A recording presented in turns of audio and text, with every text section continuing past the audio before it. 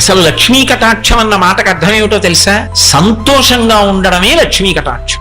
ఎన్ని ఉండనివ్వండి, ఎప్పుడు ఇలా ఇలా చెయ్యెట్టుకుని కుమిలిపోతూ ఏదో బాధపడుతూ ఏదో తనకి లేదని విషణ్ణ వదనంతో ఉంటున్నారనుకోండి ఆ ఇంట్లో వాళ్ళు, అప్పుడు వాళ్ళకి లక్ష్మీ కటాక్షం ఉందని చెప్పడం చాలా కష్టం. కానీ తనకి ఏది లేదన్న భావన చేత ఎప్పుడూ సంతోషంగా ఉంటాడు ఒక ఆయన నిజమైనటువంటి లక్ష్మీ కటాక్షం. ఆ సంతోషం కలగాలి.